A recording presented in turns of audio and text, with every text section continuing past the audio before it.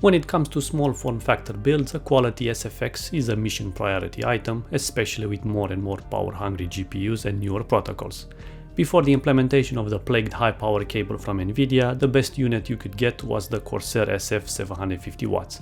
Alas, building a brand new system which includes the latest tech, a potential champion looks to be this SFX unit from Silverstone, the Extreme 850R Platinum. It's a bit pricey at around $218, with close competition from this Fantex Revolt at the same specs. It comes shipped in the classic Silverstone livery with all the main features well presented across all sides. On the back, for example, we learn that this has a single 12-volt rail design and meets Intel's newest specs. Thus, it features one 450W rated 16-pin cable. It offers an ATX to SFX bracket, which is handy because I will use it later in the build. On the left you have the regular Phillips main securing screws, while on the right those are if you plan to use the above bracket. Protection is excellent since the PSU has its own foam cocoon while the cables reside in this other half of the box. Here are all the cables that you will receive. Unfortunately they aren't sleeved nor they are flexible to bend. They are like the initial plagued Corsair ones. It's refreshing to see the ability to select the hybrid mode for the fan.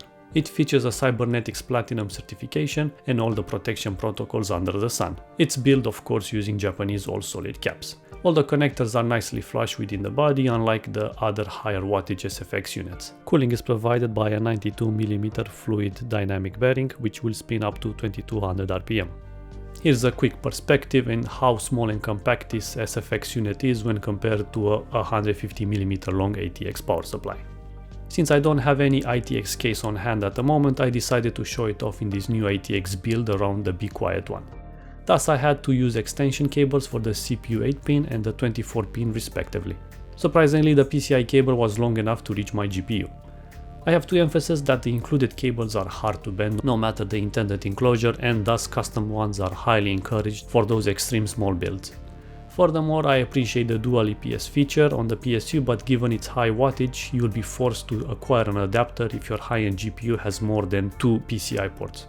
Testing wise, I applied a mild overclock to the CPU and GPU respectively, 3.8 GHz at 1.3 volts and power limit set to 110, core to 100 plus MHz and 400 plus MHz to the memory on the GPU. The testing system peaked at around 391 watts, which is roughly 46% load from the total 850. As you can see, the unit at this load point is bang on regarding its advertised platinum certification. Regarding the noise output, the unit operates at a relatively quiet level comparable to the Corsair 750 SFX unit. It features a hybrid mode, meaning the fan engages after reaching a load of 200 watts. It remains at a low RPM, typically under 1500, until reaching the 650 watts threshold. Here is a quick recording while a total system stress was being performed.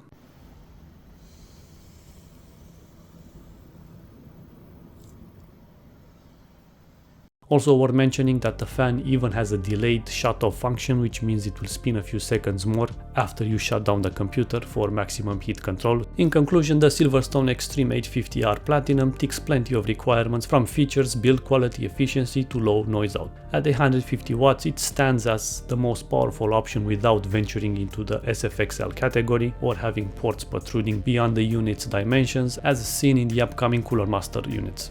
It's more than capable of handling demanding configurations like the i9-13900K and RTX 4090 combo, without overclocking of course. My only gripe is with the supplied cables, since they are way too rigid for a small form factor build where every millimeter of space counts drastically. Furthermore, it doesn't provide more than 2 PCIe cables, preferring to include 2 EPS ports. At least I wished they included an APS to PCI adapter.